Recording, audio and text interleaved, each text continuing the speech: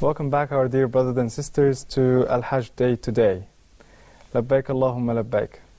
All Muslims throughout the world are celebrating Eid al-Adha, and we're glad to have most of the people celebrating with us on TV. If you're watching us, probably you're not on Arafat, so we all pray next year, inshallah, that Allah will help us and support us to make it to Arafat, inshallah.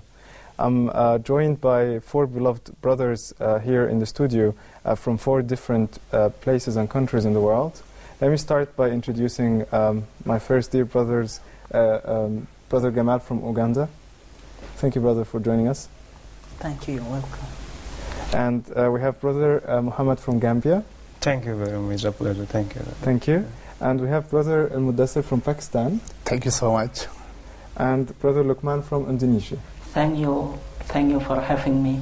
All right, thank you. Now, as we all know, I'm sure if I ask one question to the four brothers in the studio, everyone will have a different answer because we all come from different cultures. And subhanAllah, this is one of the things that Allah, for a reason, created us in different cultures. And even He said in Quran, خَلَقْنَاكُمْ شُعُوبًا وَقَبَائِلَ تَعَارَفُوا. So I think that's the best thing why we're here now, and we can come up with maybe different differences and at the same time common things. Now let me start by Brother Gamal and ask him from Uganda. How's Eid now in Uganda? Bismillah ar-Rahman ar-Rahim. Wassalatu wassalamu ala Rasulil Kareem wa ba'd. All praises are due to Allah, the entirely merciful, the especially merciful, the Lord of the worlds. He who says in His holy book, the Quran, Ya ayyuhan nas, O you mankind, inna khalaqnakum min dhakarin wa untha. We really created you from a male and a female. وَجَعَلْنَاكُمْ شُعُوبًا وَقَبَائِلَ لِتَعَارَفُوا. And we made you nations and tribes, not for any other reason, not to feel superior over the other, but in order for you to know each other. إِنَّ أَكْرَمَكُمْ عِنْدَ اللَّهِ أَتْقَاكُمْ. For indeed, the most honored of you unto Allah is the most pious one. Islam conjoins together what people would think that would not live together. Islam teaches that we are universal citizens with one identity card and one passport, being Islam. And that is manifested by what happened today during Arafah. Different people from all walks of life standing beside each other, speaking the same words, doing the same acts at the same time, irrespective of their normal ways of living, whether you are king or prince or sultan or khalifa or whatever, or president or prime minister, you're all the same. The same applies to those who are at home. We always observe on that very day, the 9th day, Sawm, those who are able to do so. Particularly in Uganda, as a country, we, people who are not at Hajj, generally people fast. They fast that day, and the night before it is announced by the Mufti or the leader for Muslims all over the country that tomorrow is Eid, and certain rules and guidelines are prescribed, where to go for prayers, how to live, how as remembrance to the people, to commoners, laymen, how to observe that day. So the Mufti or the leader sets some guidelines. Announces, yeah, they set guidelines because each and every country, different things happen. Yeah. And some things come out, some others go.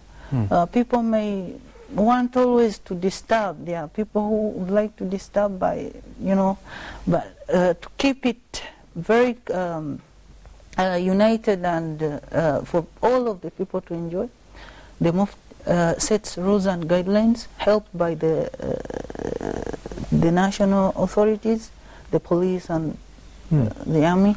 They help people celebrate it peacefully. Now, very early in the morning, people go to their worshiping places, open places, stadiums and playgrounds. They do whatever all Muslims do. Yeah. Now, what comes as a difference is after that. Yeah. After that, for example, tomorrow, it will be a slaughtering day.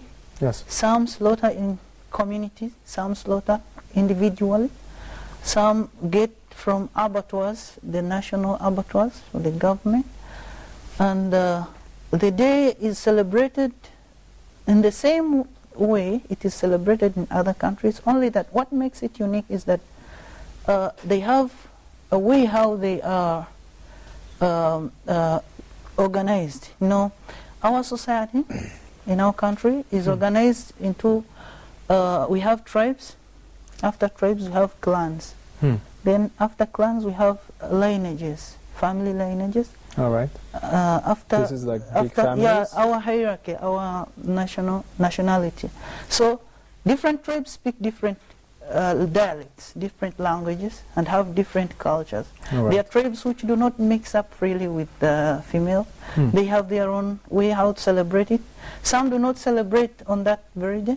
They go to public places after eating. Then the next day they come. The first day is for everybody. You invite your friends, whatever. Then the next day is for only people who are next to kin, next of kin, your family members who bear your name, the last name. Tumusime, for example, you collect all the Tumusime family, you gather. That is your second day. Then the third day is for families, different families, clusters. For example, not extended. The second day is for extended family. Then the third day is for the simple family. Father, mother, children. Yes. No uncle, no grandmother, no. They have already gone. Because the first day was the whole tribe, maybe the whole clan. The second day, extended family. Then the third day is for the simple family. I see. And that marks the end of Eid. With a lot of rejoicing, people continue exchanging gifts from this way to the other way. So Eid becomes a reunion day for. All right. I'll start using this word. Eid gets reunion to all people around, and subhanallah created it for so many reasons. I'll use your word to move to Brother Muhammad from Gambia and ask you how I like I know that most of Muslims do the same thing, but like, can you tell us how is it different from other countries in Gambia? الحمد لله ربنا افتح بيننا وبين قومنا بالحق وأنت خير الفاتحين. اللهم صل على رسول الله صلى الله عليه وسلم وعلى آله وصحبه ومن والاه أن يكون الناس برب العالمين. Well, Gambia particularly is a Muslim country, having as a fact that it has 95% Muslim, makes it a Muslim country. So Eid al-Adha, it's like the brother says, it's not like that much different based on certain things he says. It starts with the fasting of the Yom al-Arafah, like today. And the celebration starts at night normally, the feeling. The feeling. It's like after the iftar, it's like that's the place it starts. Yeah. And it comes with the excitement of everyone feels having something new. If it based in communities. And I don't forget, as the brother said, if it comes to like the announcement also in Uganda, as he said, it's the same thing you have in Gambia. You'll have a council that's appointed for almost every religious activities for the country. It's not like someone barely does something for yourself. That's mostly in the provinces.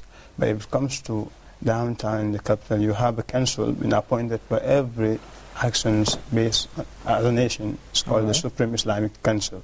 So some sort of leader to every area? Yeah, no, it's not something like a sub leader. It's like as a nation, for a day to be appointed, that tomorrow is the announcement. For instance, at Kansas Day, if it comes to Ramadan, It's the same council that tells you that when the sighting of the moon is clear, so tomorrow is the day of fasting. Likewise, they eat. All right. So they guide people and they tell them what to do on what day? Not exactly what to do, but just to announce to the whole nation that tomorrow is Yom al-Eid. I see. Again, it's a nationwide celebration.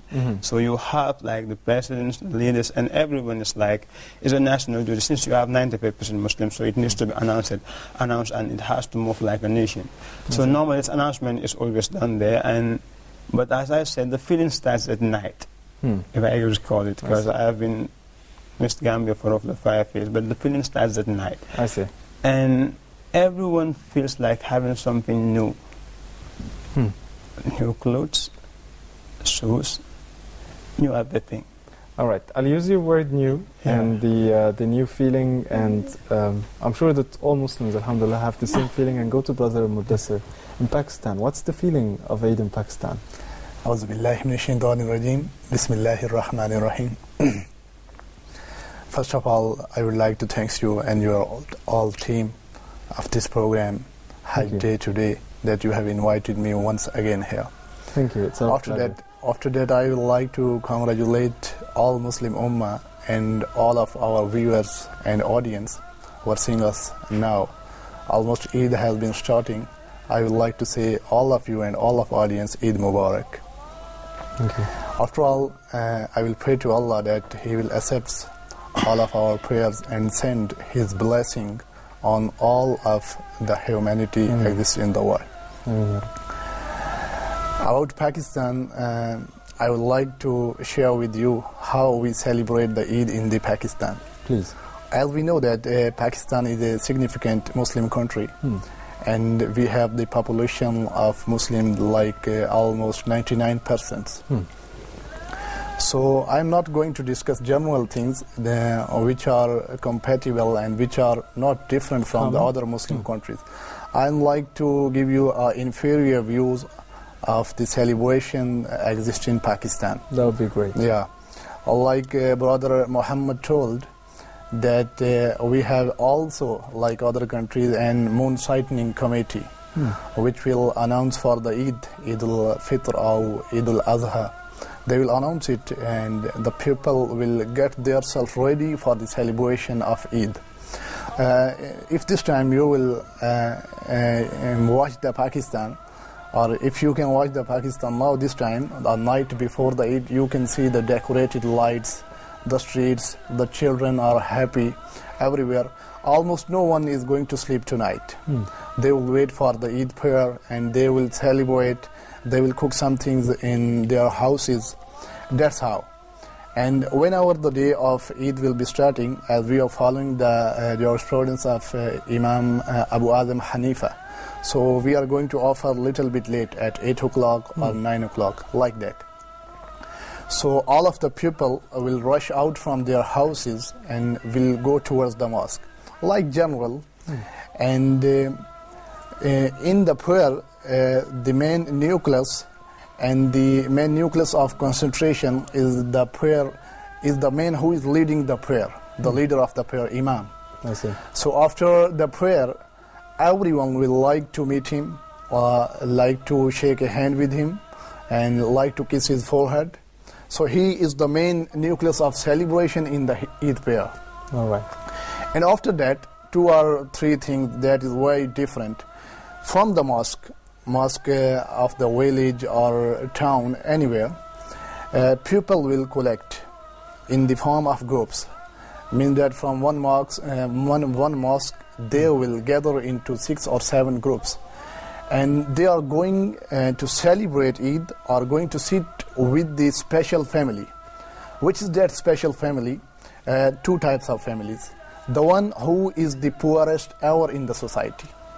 One group will go there and they will celebrate Eid for half an hour or an hour. They will sit with them, talk with them, and celebrate Eid with them. Or the second family, in the family, in the previous year, before the Eid, if someone has been died in a family, so all the people will get together and they will go to that house, and they will make him feel like that you have not lost anyone of you.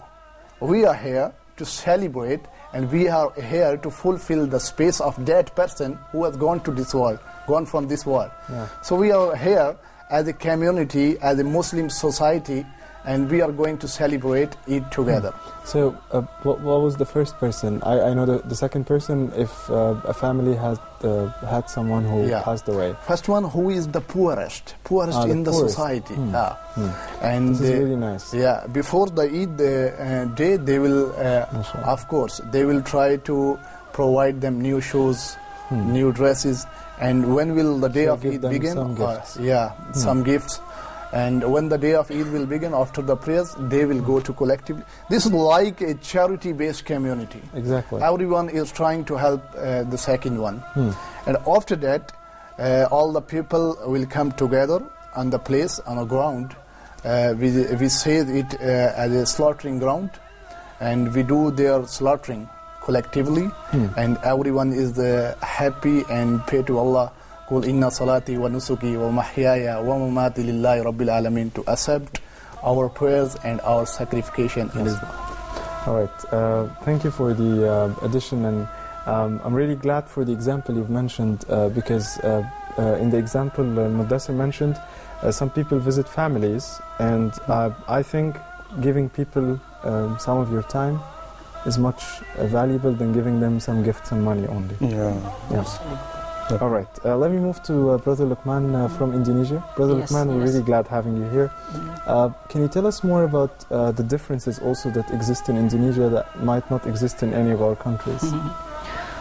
First of all, I would like to say all praises are due to Allah.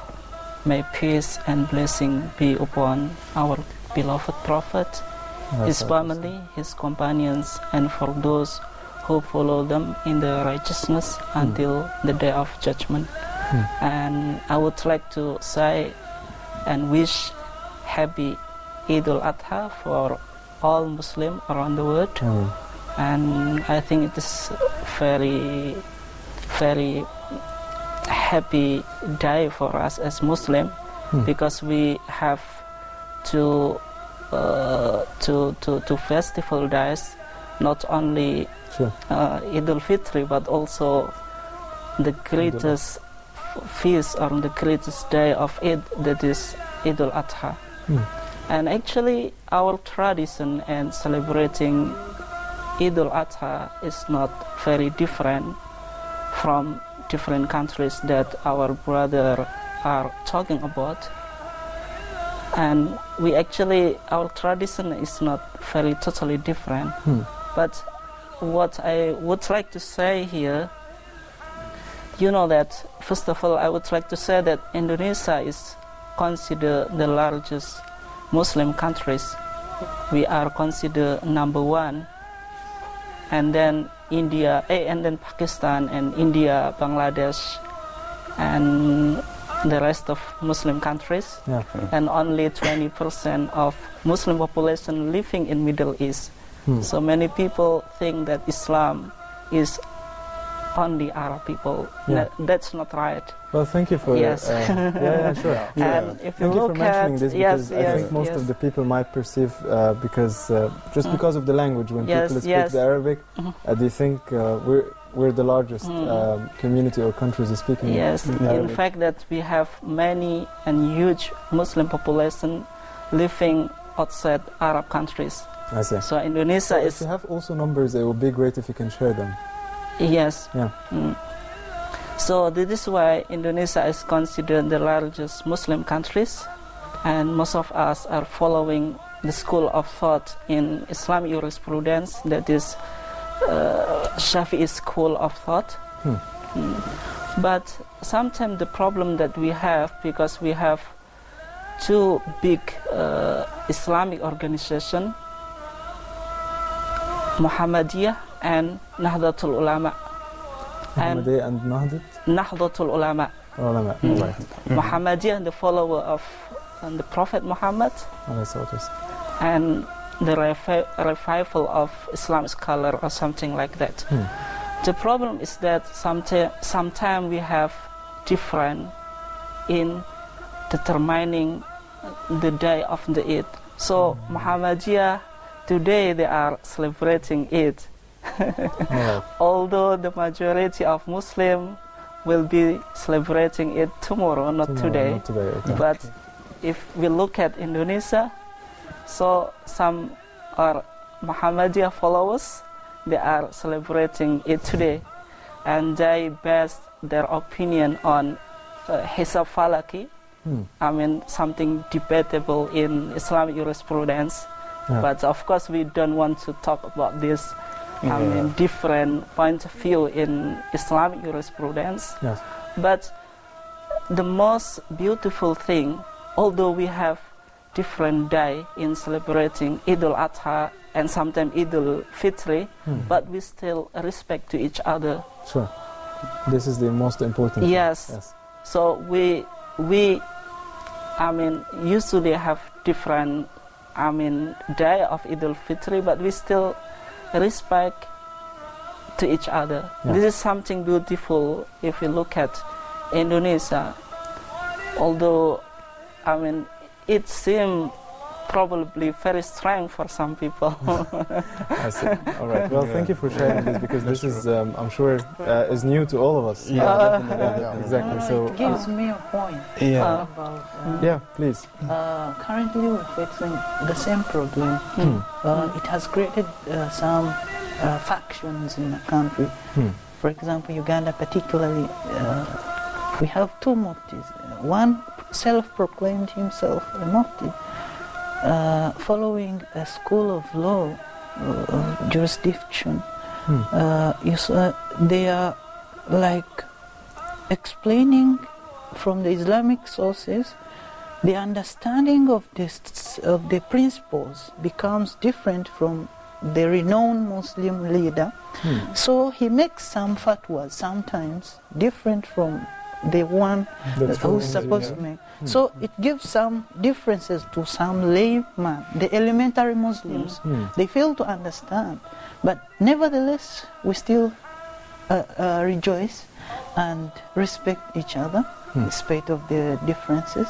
And we make it a day, and people are always celebrating. That's what I like about Islam, that we are different in understanding the sources, in interpreting the principles, but in the end of it, we all unite by the word, because all of us report to the mosque. None of us reports to the church. We're all Muslims, and that unites us. And that's a good thing, because but respect is the most important factor in this, of course. I like that. It's like a moon sighting difference, nothing more than it, as our Prophet said. Means where do you stand? As a contradiction between scholars of Ummah, according to the Hadith, it is rahmah and blessing. It's like a blessing for us. Yes, and also if we focus on the objective of this, when people check when is the Eid, or when is Ramadan starting, or when is it ending, it all happens because we need to make sure we're directing all people on the right path. But if some countries might find it difficult, or they face difficulty doing this, that doesn't mean if a country do it before the other, we hate each other. No. Definitely we understand. All right, let me take you to a place where we can go back some few or many years and remember Eid when we were young people. So probably if I ask you to remember when you were 10 years old, and how do you see yourself when you were 10 years old now? And you were going out maybe for Eid prayer with your family members. Now I want you to tell me exactly in detail what do you remember and your feeling. I'm sure this is the most thing you remember now, your feeling when you were 10 years old, for example.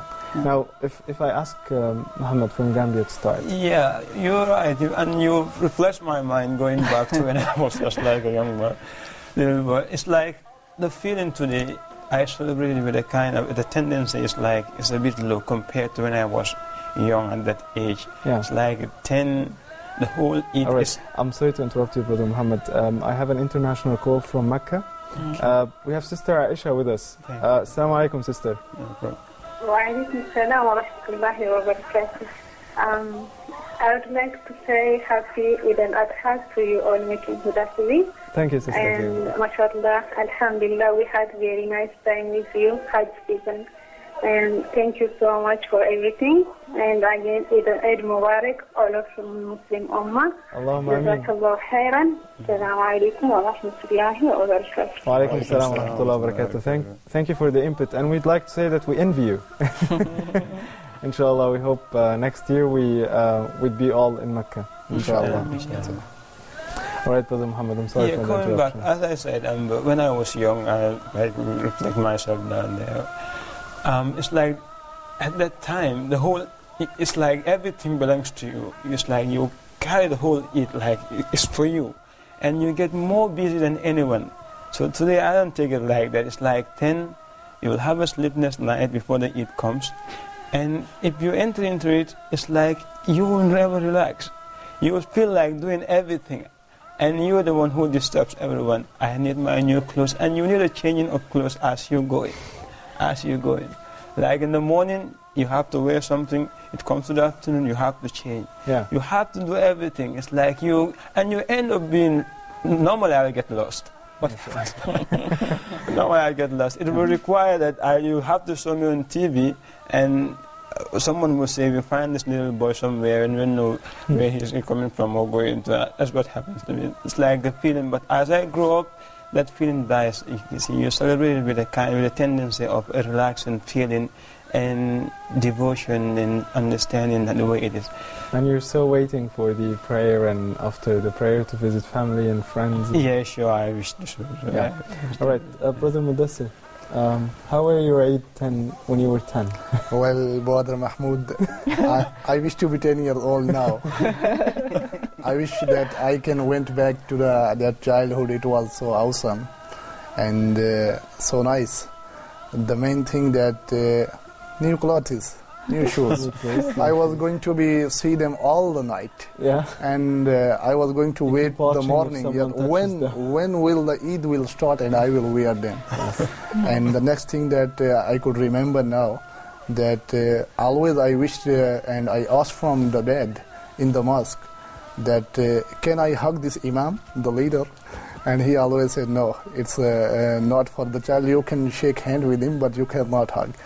And the third thing, that we have something like decoration from the light. Yeah, sparkling. Sorry to interrupt you. Yeah. We'll take this call and get back to you. We have Brother Abdullah from Nigeria. Assalamu alaikum, brother.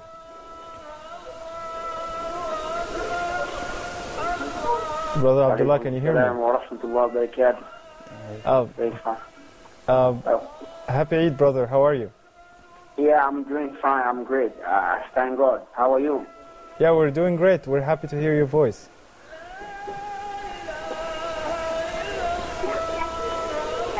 Yes, I want to say appreciation to you. Alhamdulillah, firstly, praise be to Allah subhanahu wa ta'ala and the Prophet.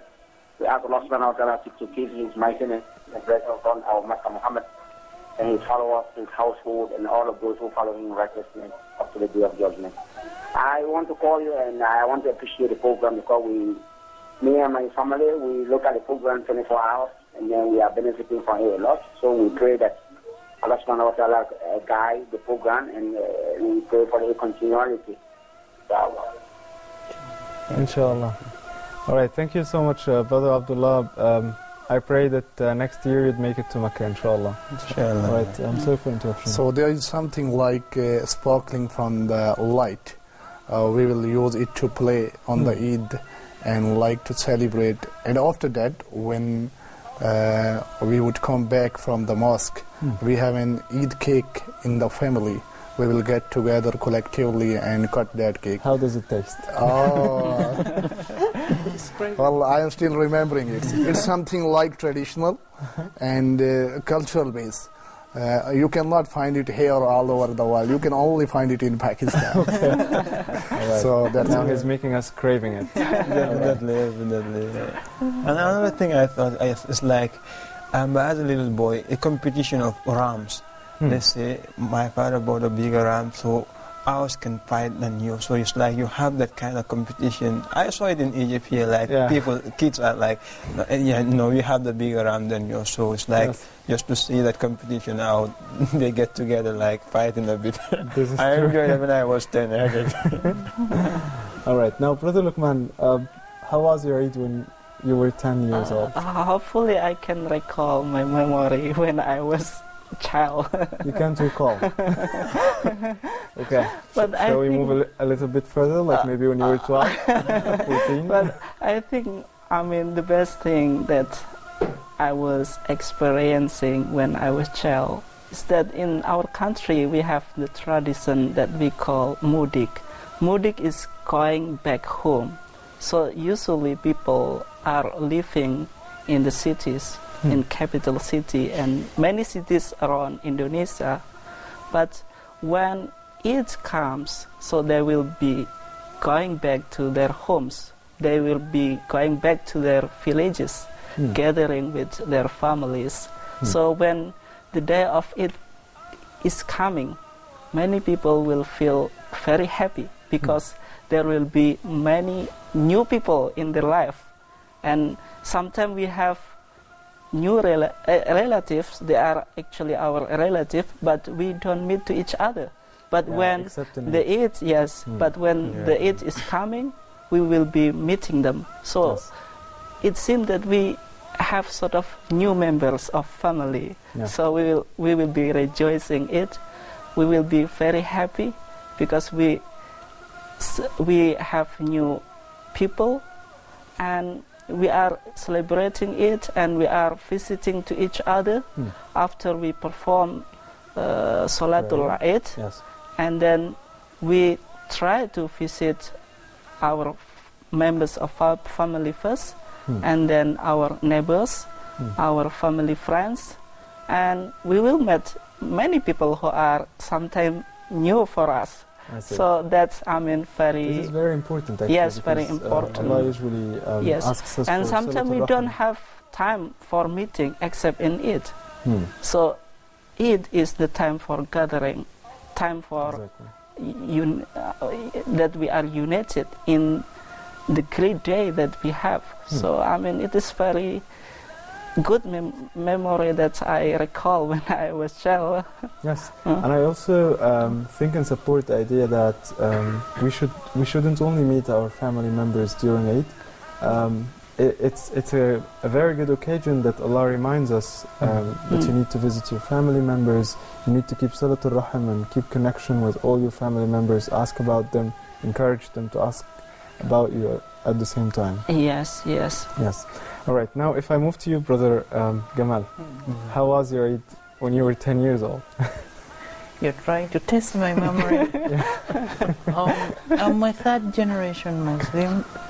It's my grandfather who embraced Islam. He wasn't, and that makes a very big number of my family members. Some are Christians, some are African traditions. But Alhamdulillah, beginning with my grandfather, my father and I, we are Muslims. So at 10, we live in the city. So whenever Eid approached, we had to pack all possible things and leave for the village, to the grandma. And they would,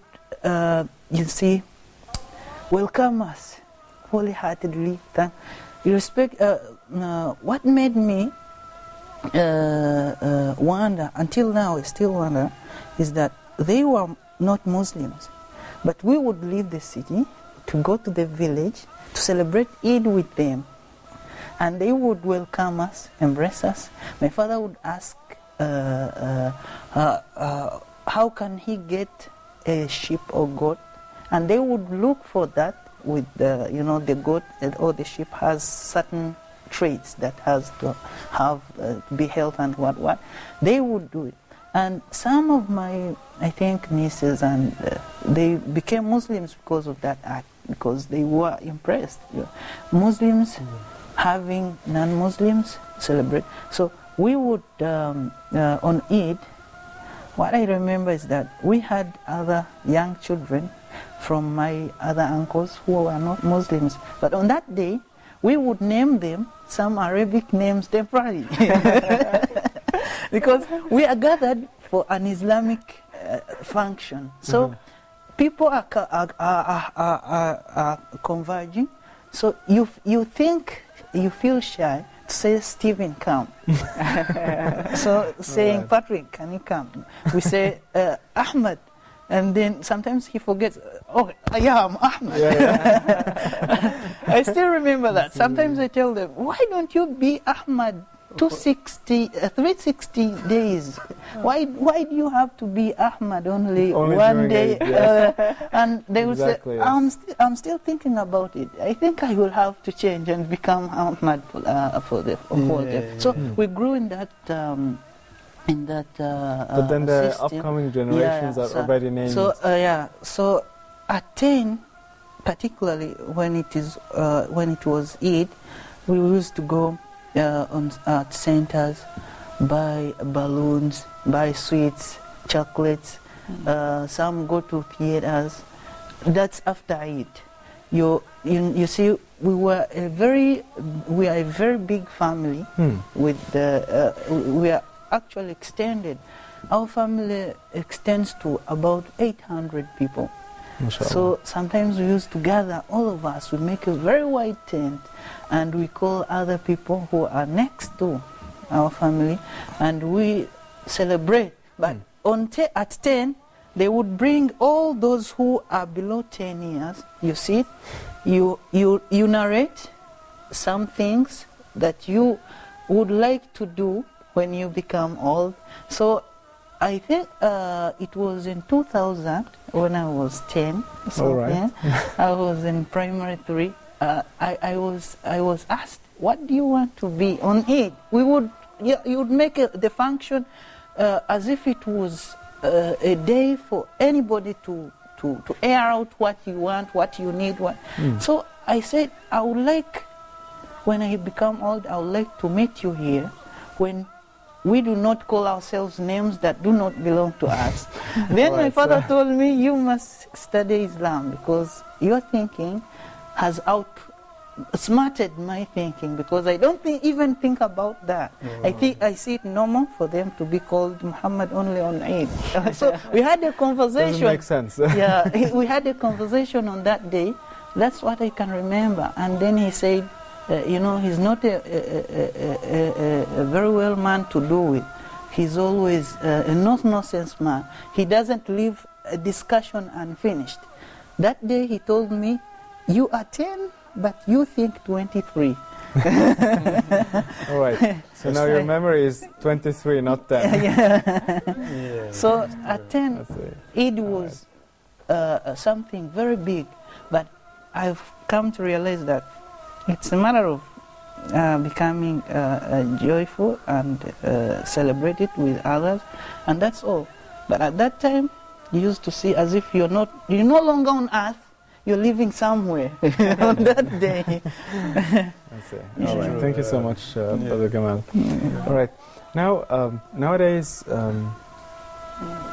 Eid, some people feel it's a bit different from old days. Do you share the same feeling? Yes. All right. Why do you think so? Like, why is it a bit different than old days? And I'm not sure if you agree with me, but probably when you were younger, it was much exciting. Much more exciting. It's the same thing. We do the same thing. We go pray, and people go Hajj for every year. But I'm not sure if it's the same feeling that you have. That's true. I feel that exactly. You're right. Why do you think so? Like, is it because we started having a different perspective on Eid, or is it because of the very fast business life that people have, or is it because we stopped enjoying little things?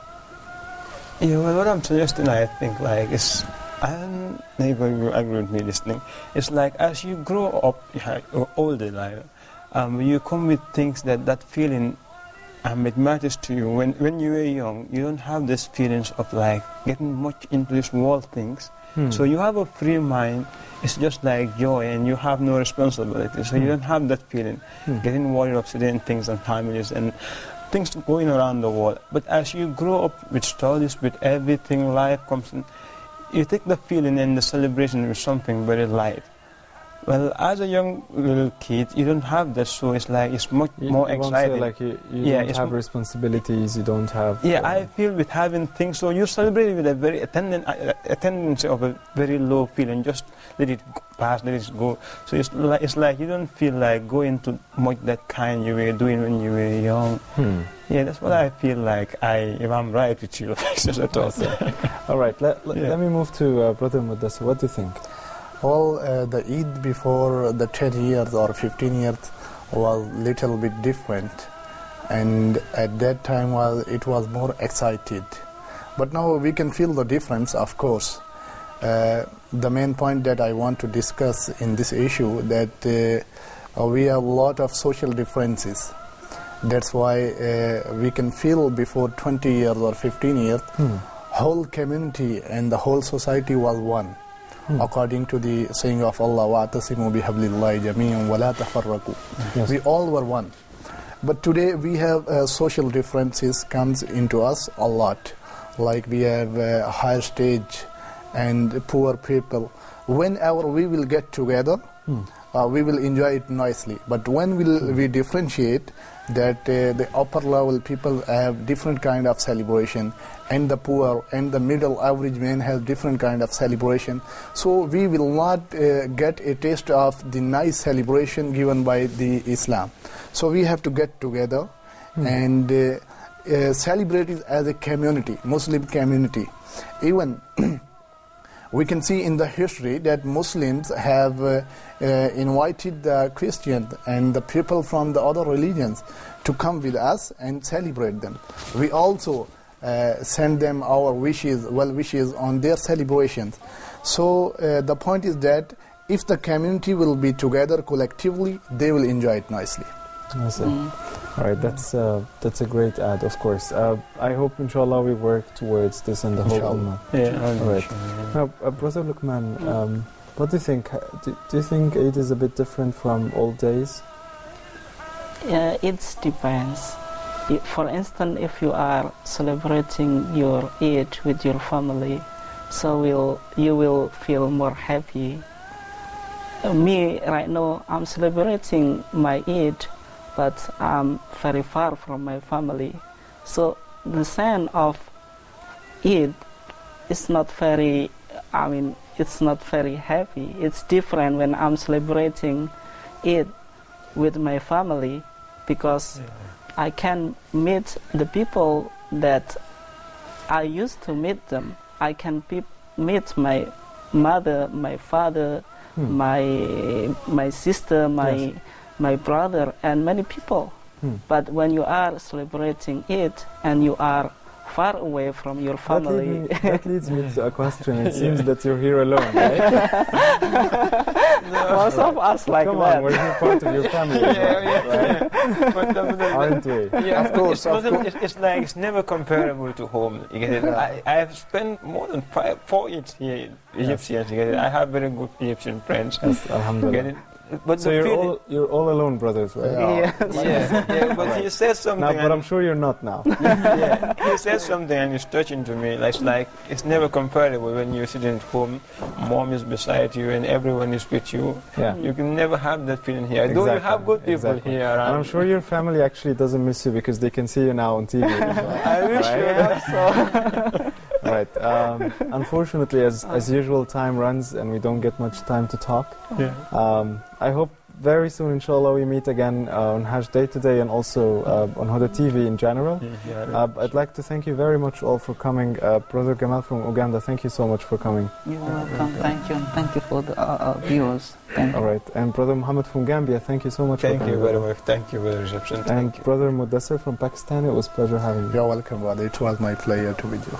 And Brother Luqman from Indonesia, thank you for coming. It's my pleasure. Thank you. All right.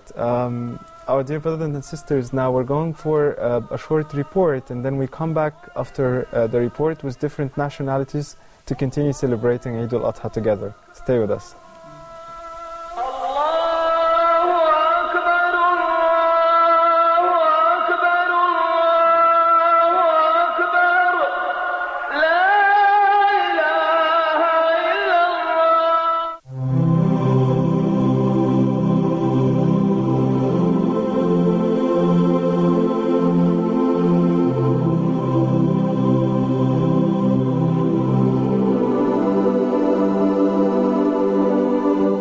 Mecca Museum for Antiquities and Heritage.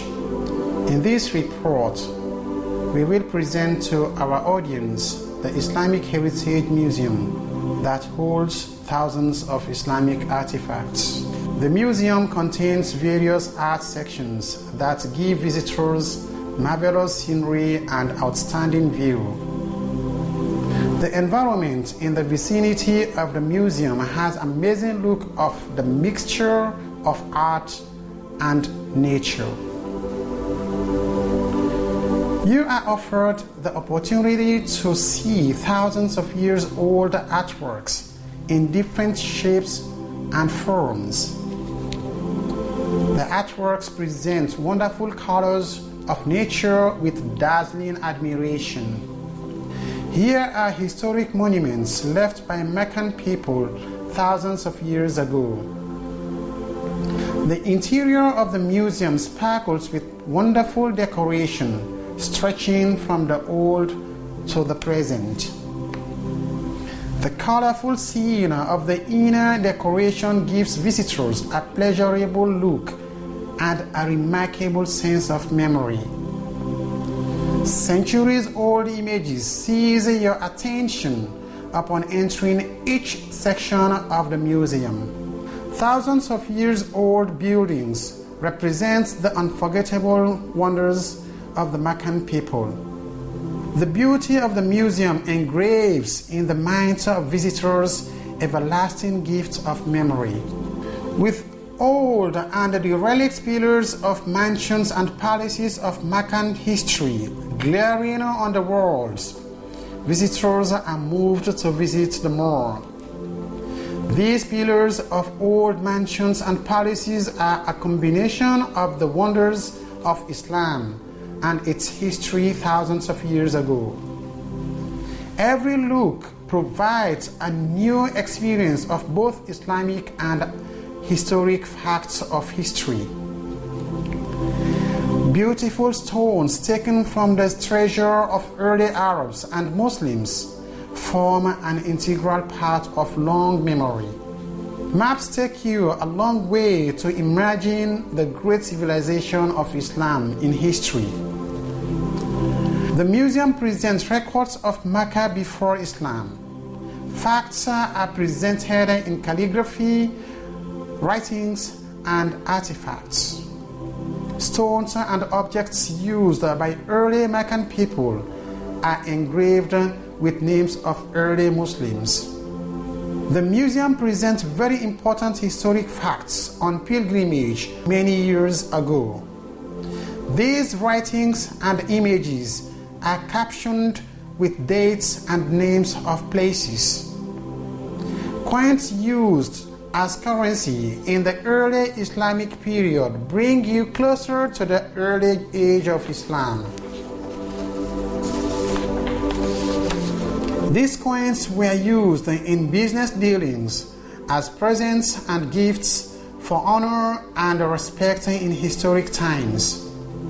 The Holy Kaaba has been in continuous development to accommodate the growing numbers of pilgrims throughout the passage of time. The Kingdom of Saudi Arabia is also seen here in different times of history. The currencies in coin are preserved here in their different times and values. The beautiful artworks made by the Meccan people offer visitors irresistible appeal and attraction. The euphoria of beauty gives you a symbolic sense of joy grasped from the long past of history. Centuries-old thriving artworks inspires visitors the true civilization of the Meccan people. The artworks have been preserved over many generations to ensure the great history of the Meccan people remain. This heritage is in silver, gold, copper, and wood of utensils, pots, bowls, and other materials, all of which provide visitors the comprehensive history of the Meccan people. Mecca is a sacred land of the past, the present, and the future. The Meccan landscape and its surrounding merged both Islamic beauty and the wonderful treasure of history.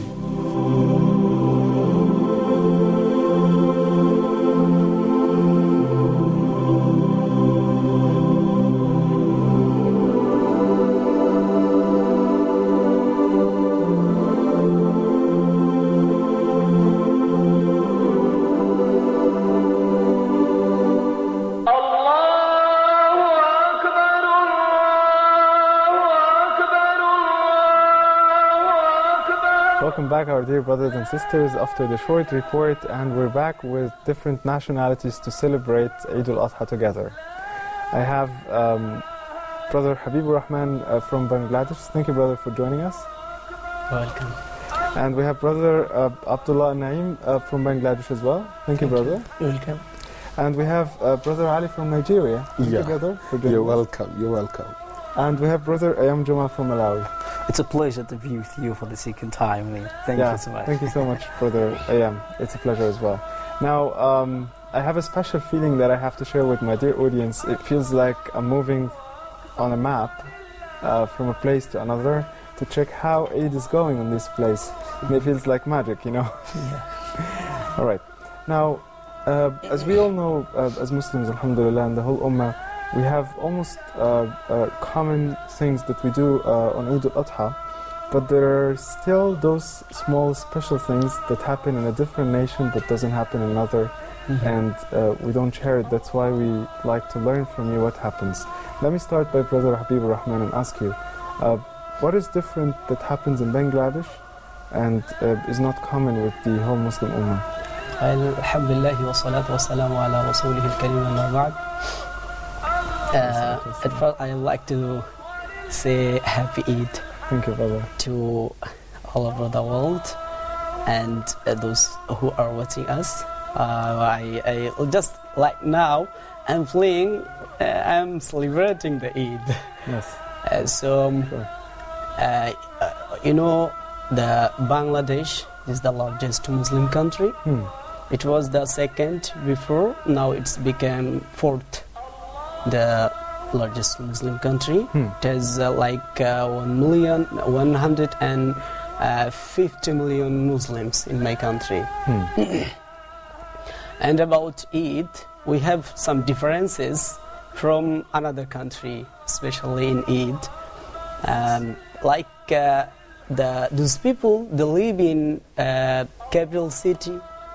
The first Eid, the Eid al-Fitr, they don't take the holiday, but they keep this holiday to take it in the Eid al-Adha, this Eid, because they want to go to visit their family and they want to sacrifice and they have a special festival.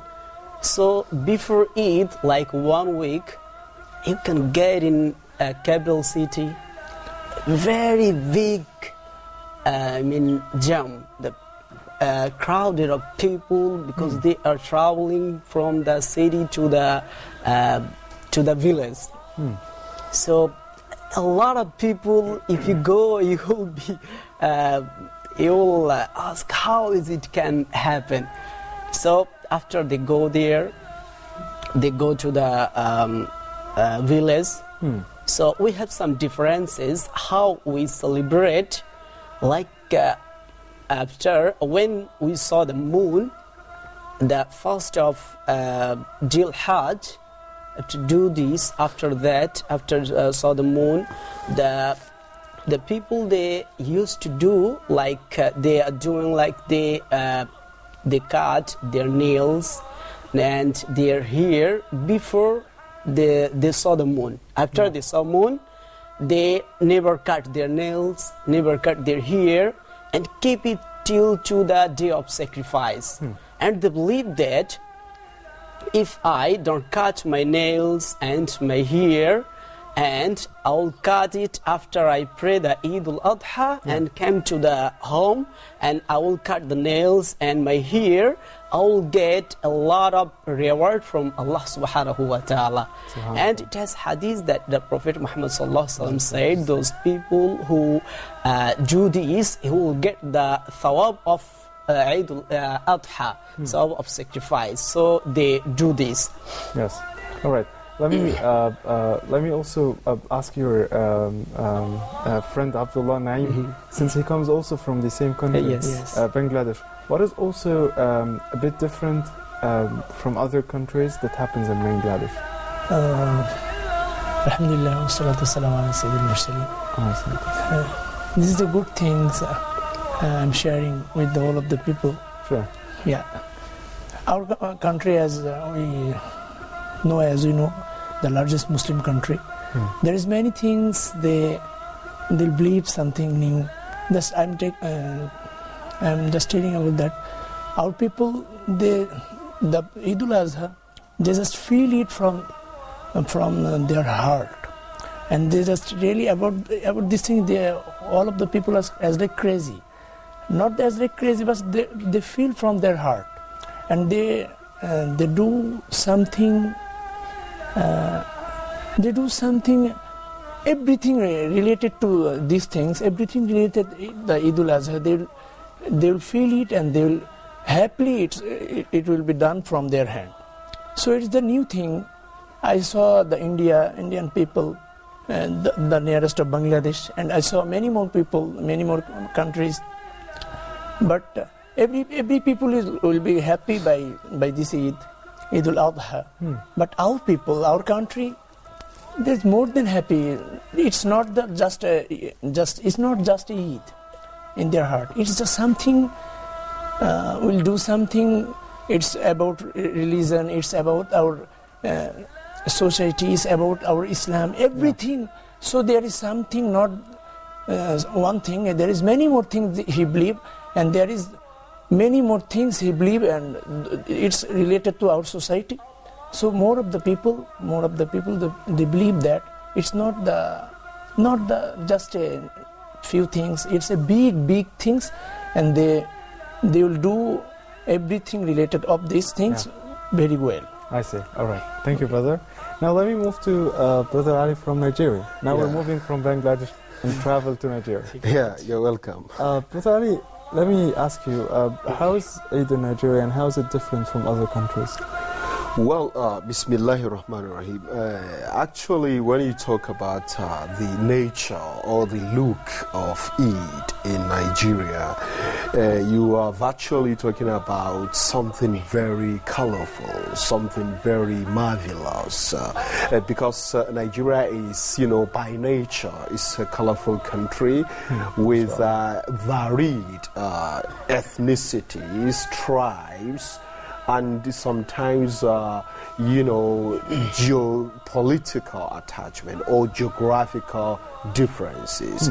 So, in a nutshell, you can say Nigeria is a nation in one nation, or vice versa. Therefore, with varied tribes and ethnic groups, we have more than 250 tribes and ethnic groups speaking different languages with different mother tongue, and that's why we switch to English as our lingua franca. We speak English as our official language rather than staggering between different languages and indigenous ethnic languages. Talking about celebration of Eid, the way it is, the demographic nature of Nigeria is also the nature of the celebration. What I mean is that you're going to see different ways of celebration in accordance or in conformity with the nature of the tribes. For example, I belong to a Hausa tribe, who are the majority, the dominant tribe in Nigeria. In the day of Eid. Powerful. Yeah, exactly. Thank you so much. This is part of the regalia, even though I'm not full dressed. I'm having, part of the regalia. I need to, wear this kind of hat, which will look more, comfortable as far as I'm concerned. So according to Hausa tribe, in the early of for example, in the eve of Eid, that's a day before Eid al-Adha, people try to fast, in the day of Arafah. It is in accordance with the Sunnah of Prophet Muhammad that people should be very, devoting in the first 10 days of Dhul Hijjah. So people are trying to epitomize, people are trying to practice, fasting and many other acts of worship in these first 10 days, particularly in the day of Arafah, that the eve of Eid al-Adha. In the morning, in the crack of the morning, because most of the Muslims in Nigeria, more than 90% of them, belong to the Maliki school of thought. There are different, sort of school of thought. There are Shafi'i, Hanbali, and Hanafi. Nigerians are mainly into Maliki school of thought, school of jurisdiction, and therefore, the prayers of Eid, it's mainly, later, relatively, if you compare with that of Egyptians who are mainly in Shafi'i school of thought. So by, for example, 7, 8 a.m. in the morning, people move to mosque. Okay, we don't pray in the building, in the built mosque. No, we rather go to fields, different fields. And so people go to, sport pitches in order to use them as their Eid grounds. You see multitude of people. You see millions of people. The population of Nigeria is skyrocketing. My friend has just said that Bangladesh is the second largest Muslim country, I think, after Indonesia. Nigeria is the first largest Muslim country in Africa. The number of Muslims in Nigeria is larger than Egyptian population. Our population is 180 million. Okay, 72 of which are all Muslim. 72 out of 180 million, we are having more than 100 and something million. And I know Egyptian population is officially 90 something million. Yes, so our population is skyrocketing, and it is very boosting and booming in as far as Muslim communities is concerned. So we move to Juma, to Eid al-Fitr prayers, and people wear their different and of course new dressing, and they make sure that they look so colorful. Okay, you see father taking his kids and children, sometimes his wives. I'm saying wives, I'm underscoring on wives. Mainly, men in Nigeria marry more than one. They marry 2, 3, 4. Okay, he takes his children and wives going to the mosque in order to perform Eid al-Fitr prayer. After coming back from Eid, then the official, celebration begins starts. Because you see people, it is Eid of meat according to the nature. Okay, people are trying to slaughter what they are going to slaughter, the rams and the sacrifice, and that, according to Islamic teaching or in line with Maliki school of thought, should be done after the Imam of the mosque has slaughtered his own. So people will wait until the Imam of the Eid mosque slaughters his own, then after that they abide by him. They slaughter, everybody slaughters what he has. All right, so he starts and so on and so forth. Yeah, then eating traditional food, which is mainly, we have something we call it tuwo. It is kind of, it's not wheat actually. It could be made of maize with soup and meat, or it could be made out of rice. I think you feel hungry, right? Yeah. Me too, you make me, swallow my salad. So that's how we do it virtually in the first day of Well, that's a great overview on how it is going in Nigeria. Thank you for that. Thank you. All right, now let's move on the map to Malawi. Sure, please. And ask you, Brother Aram, how is Eid going on in Malawi, and how is it different from other countries? Well, thank you so much for the question. And in the name of Allah, the most affectionate, the merciful, and may peace and blessings and the salutations, of course, of Allah subhanahu wa ta'ala be showered upon His beloved Prophet Muhammad. Peace be upon him, his family members, and his disciples, and all those Muslims who follow him in good till the day of resurrection. Allow me just to say Allahu Akbar, Allahu Akbar, Allahu Akbar, Allahu Akbar, Allahu Akbar, Allahu Akbar, walillahi alhamd. As far as Eid celebration is actually concerned, you know, it's really a very big journey that we're going to actually start talking about it, where it starts and where it ends in Malawi.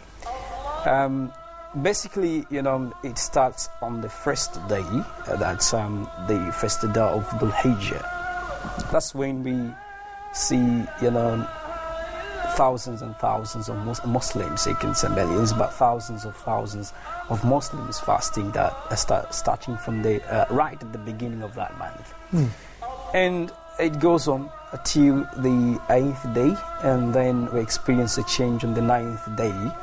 We see now millions and millions of, you know, the Malawian population from the Muslim, you know, society in the majority, fasting on that day. Well, they fasted that day, and the next day, just the first day of the Ayyam al-Tashriq, all right, or the day that is specified to be Yawm al-Nahr, all right, the day of sacrifice or the day of slaughtering. We really see different people, different Muslims going to different places to buy to buy different cars, to buy you know, goats and different types of animals to be slaughtered on that day. We all understand that, you know, Eid al-Adha is all about slaughtering and sacrificing. So that's what basically happens. We get the meat prepared just right after coming back from Eid prayer. We get the people slaughtered and then start sharing them to the people. Now the journey itself commences when we are, you know, preparing to go for the prayer. When some people take, you know, a little food, and then they go to the mosque. And mostly we don't also in Malawi pray in mosques. We do go to the fews, like my colleague has already made a mention of in his you know, speech. We have different grounds, different views that we do go, because we are, you know, large in numbers, so we cannot actually be comfortable to occupy the mosque. It cannot actually work. Basically, we have to go outside and perform our prayers right there. Once the prayers have been performed, we make sure that we go outside. That's when now the celebration starts. We can see people standing in different routes, in different places, different ways on the roads, distributing the meat, which has been actually slaughtered just right away after finishing the prayer. So I can say it starts from there to the second day, up to the third day of this Ayyam Tashriq. People keep on eating and drinking and some listening to different anasheeds and the right. It really, you know, symbolizes the importance of unity, love that Muslims have among themselves, and it also, you know, shows mercy to those poor people who have nothing to do, because when the day comes, they definitely have something in their homes. By the way, we had something in common of what you're saying now with Brother Mudassir from Pakistan in the previous part, and he said also some family, like some families gather and they go visit the poorest families in the area they live in, or sometimes they visit people who had someone who passed away in this family, and I really like this so much. I mean, it's very much likely to be supported from our end. Absolutely. Yeah, so from there, you know, we're now remaining almost a few days ahead to finish the whole process of Hajj itself.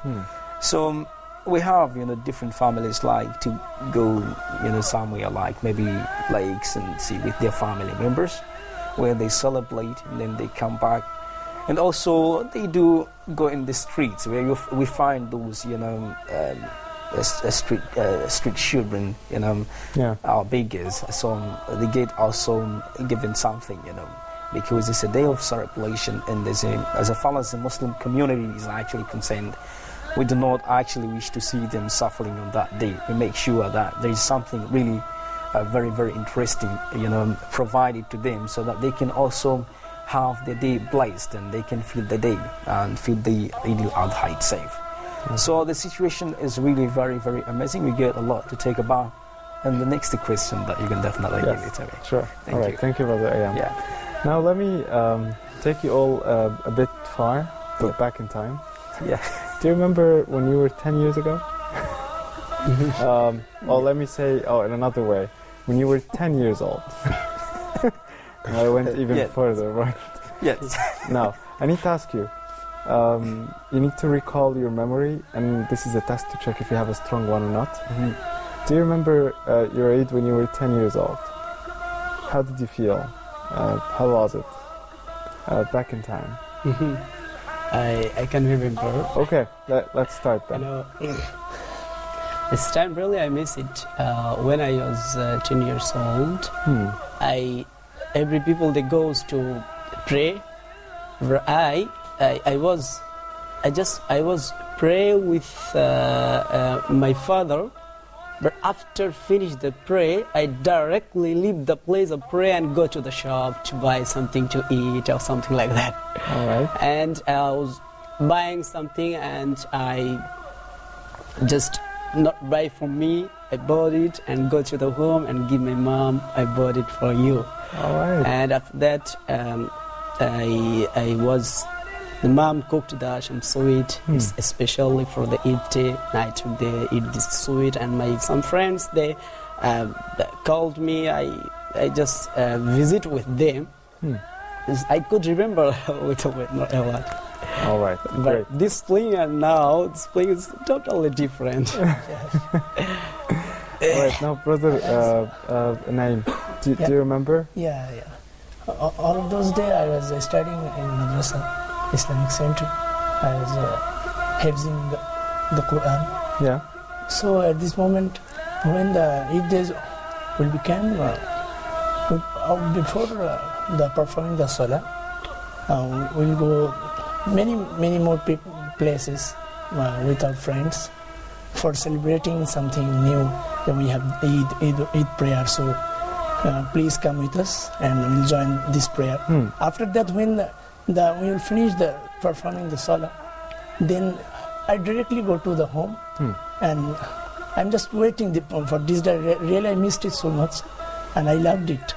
My mom was making something called shemai in our society.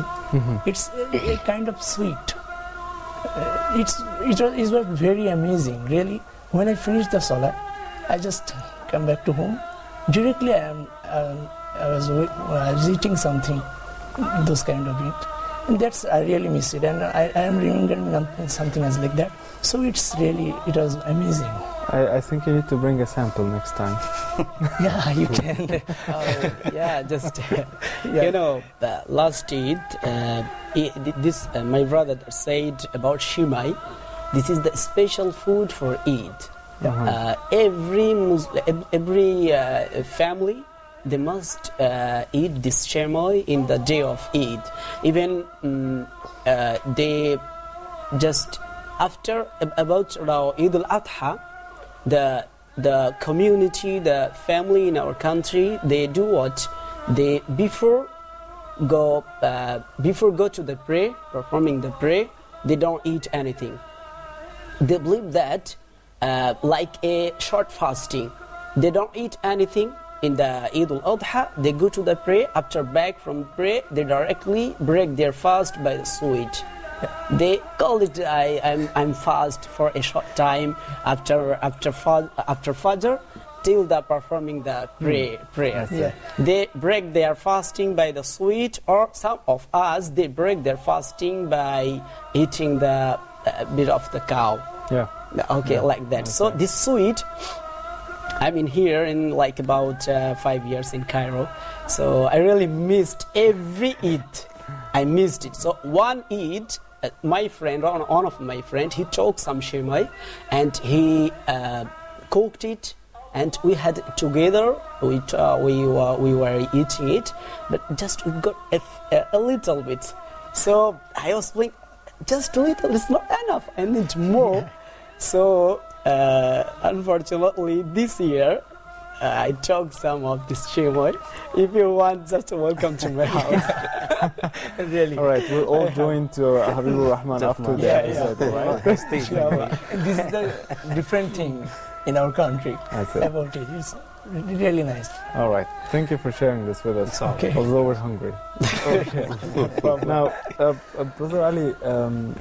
Talking about flashing back 10 years ago, I don't have to punish myself thinking it is already here. It is ready, available.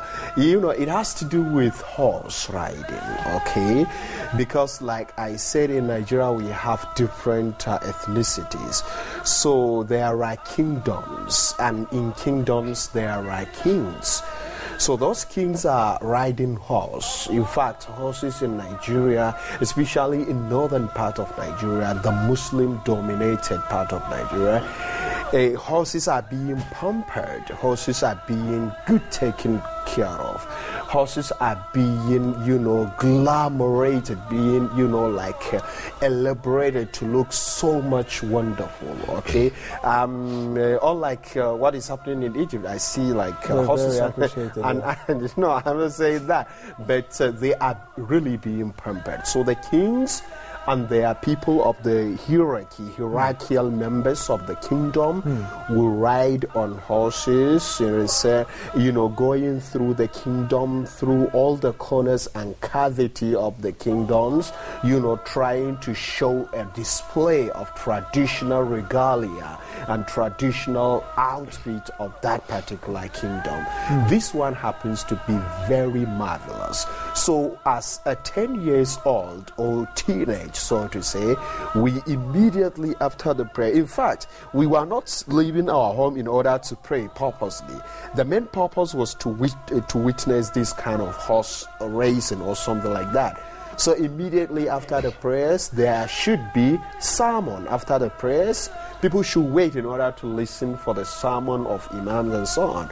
But we rather quickly move to the places in order to occupy our suitable places in order to witness and set our eyes in decorated and embroidered horses and so on. This one I cannot remember. Another thing, as 10 years old, I could remember the fact that it, as far as we are concerned, was the fact that we have to see a new dressing a day before Eid. So any father in our community or in our tribe who failed to purchase new dress for his kids, he is in trouble. He's in a big trouble.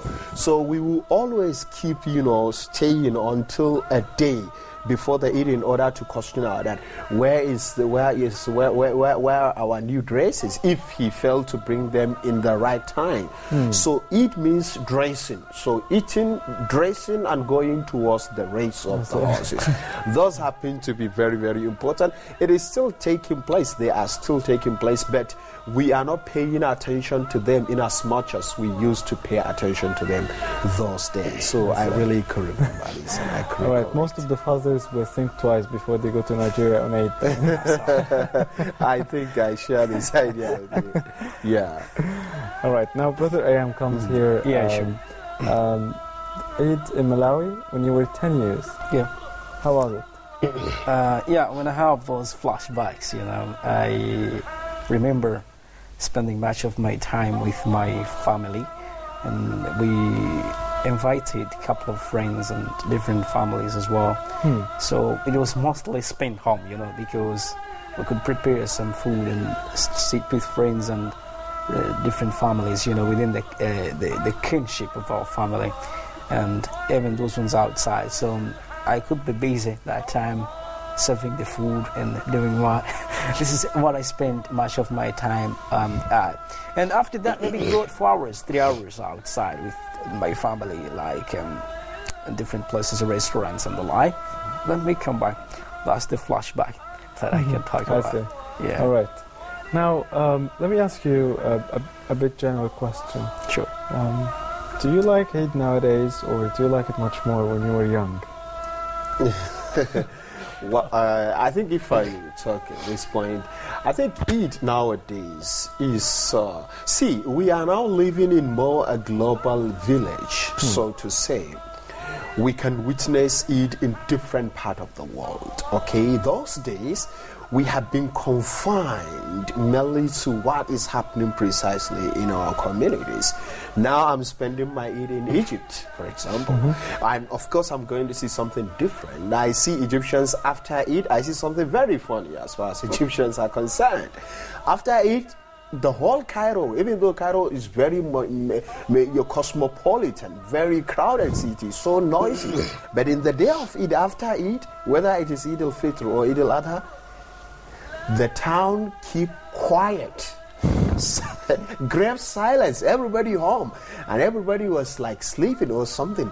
The town, if you want to drive, you can drive and crisscross all the streets of people Cairo. would be at home or gathering in other homes. In other homes.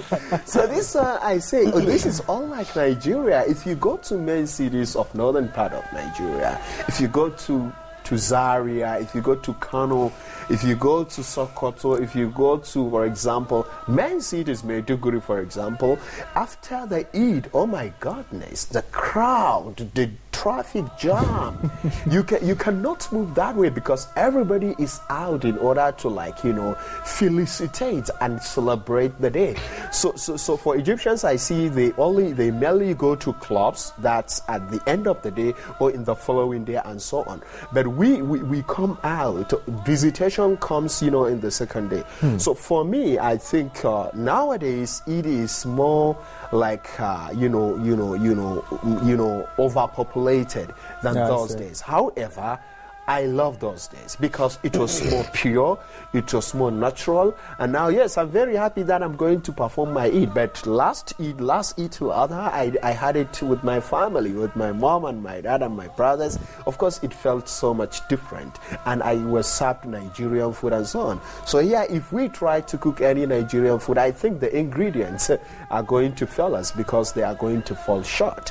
So I think, Eid nowadays, for elder, or for those who are, beyond teenage age, of course, is less, appreciative compared to those days when there is no any responsibility, even books. Now we are celebrating Eid and we are thinking of curriculum, of books, of exams, and so on.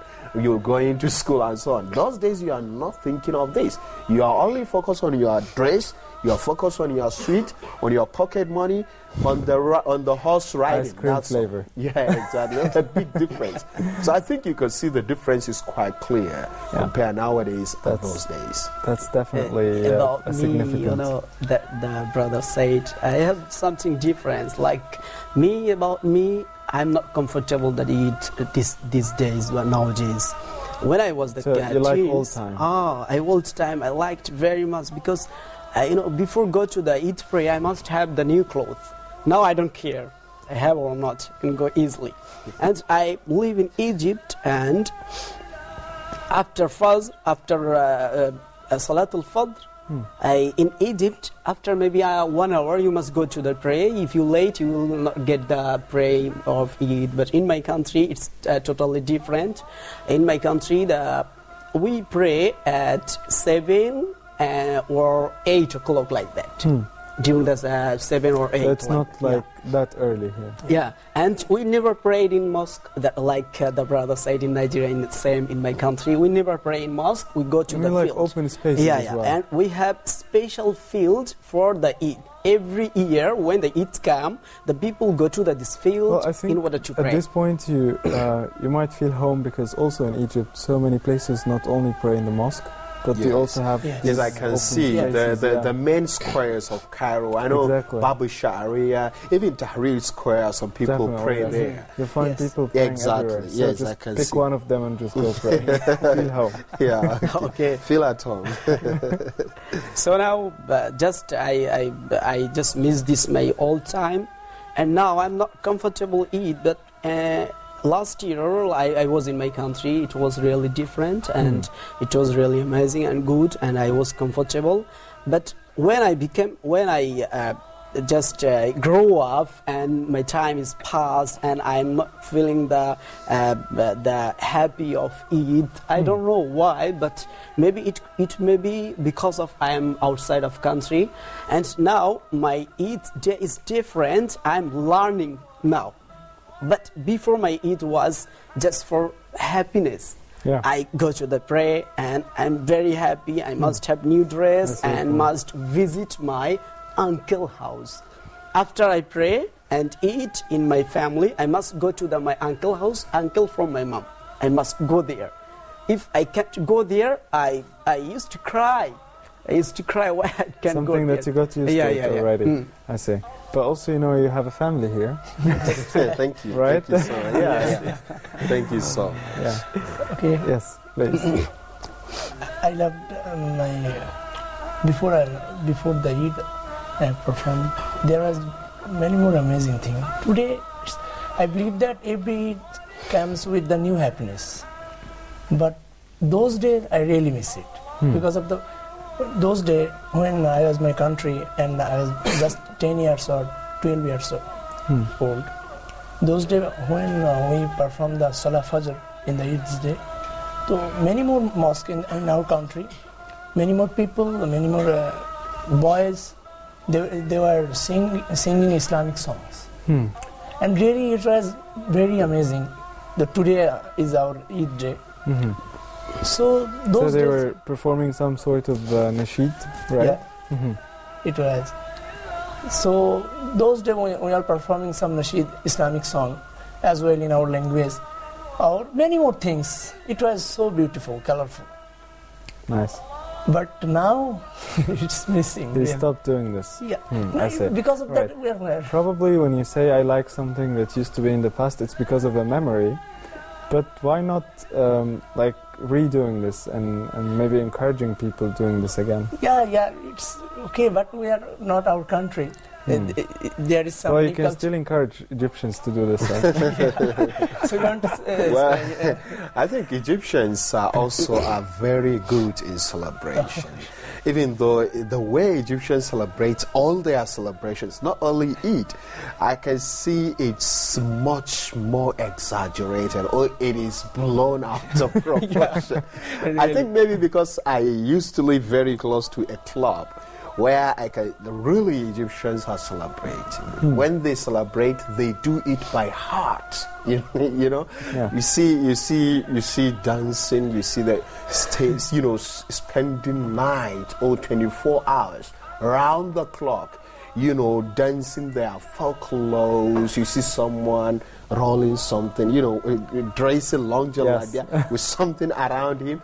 It was so marvelous. And they bring some people from Upper Egypt who are dancing with sticks, I really like it when those people with moustache, very, thick moustache.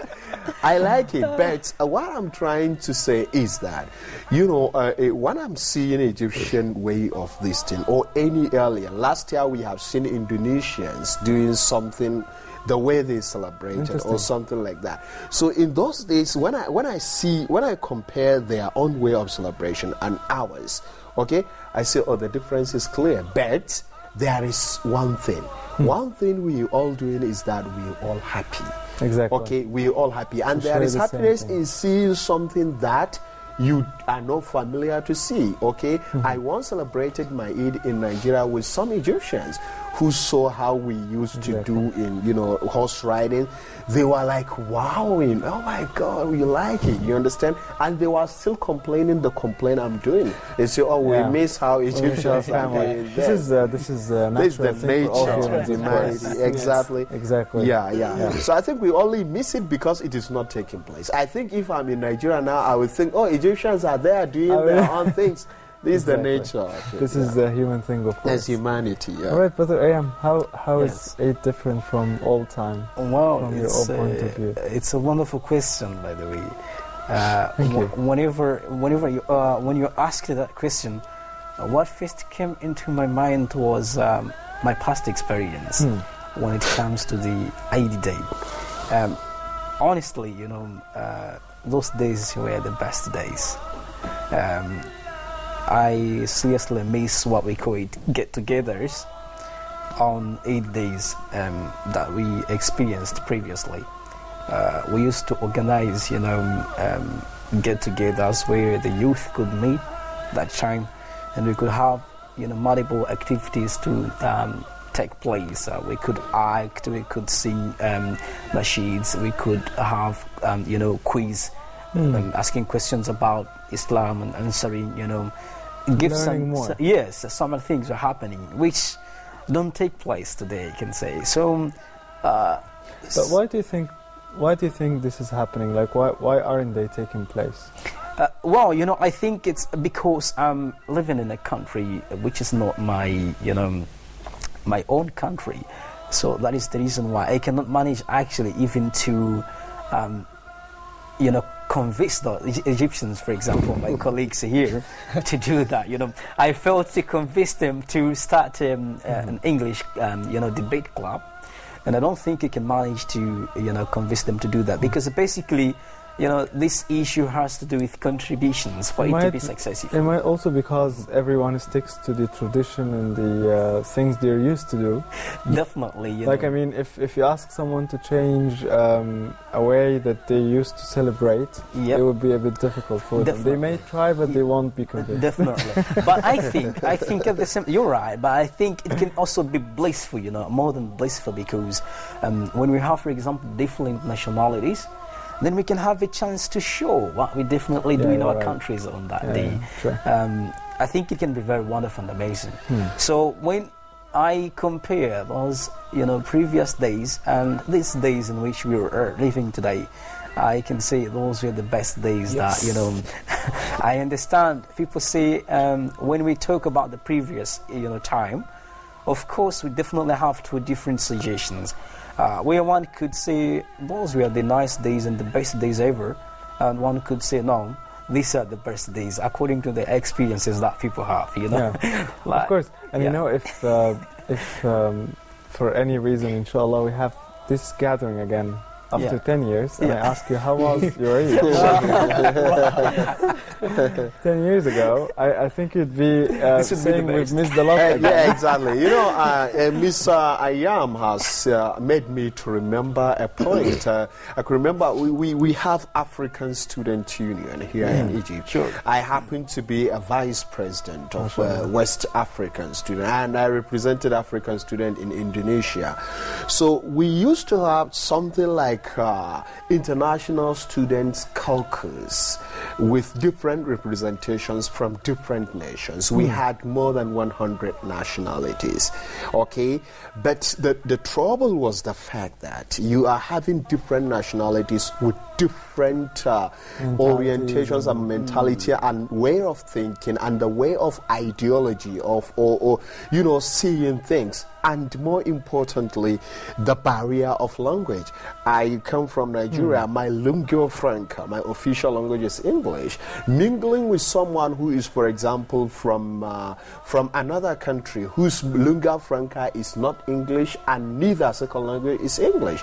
He speaks, different language. So this, from here, it comes to begin. The lack of. And that is the first barrier, of course. This is the first barrier. So what we used to have with Egyptians in those days were something in common. For example, we used to play football matches.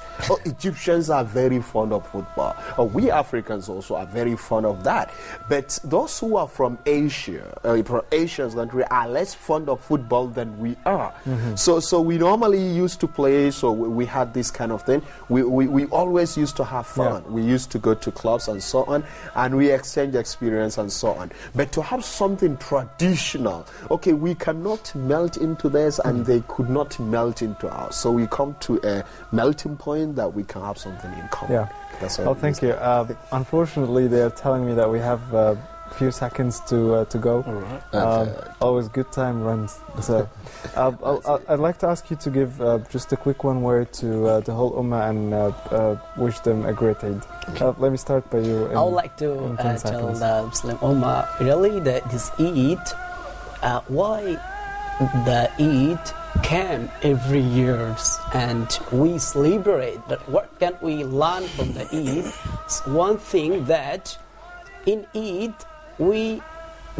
every family, if they live or if the member of family, if they live together, they come to family. So the Eid It teaches the community, the unity of Muslim Ummah. So from this Eid we can take that we must be community and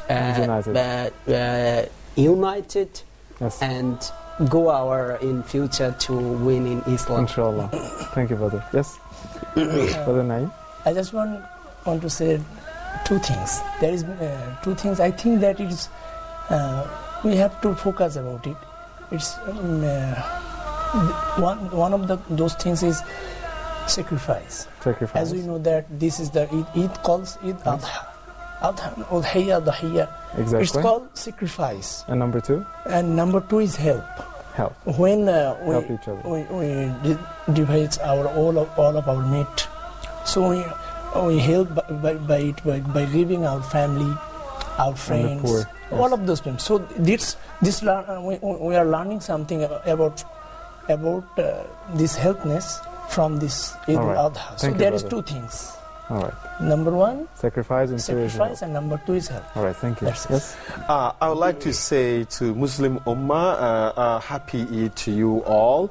And I would like to say one thing in a nutshell, that let us use the tools we have in our hand to have the unity of purpose. We are millions, 2 millions down in Mecca. We are worshipping one God. So let's have unity by that. We can vanquish and eliminate any enemy of Islam. Inshallah. Happy Eid to all Muslim Ummah. Brother Ayam, last word. Yeah, thank you. I just want to,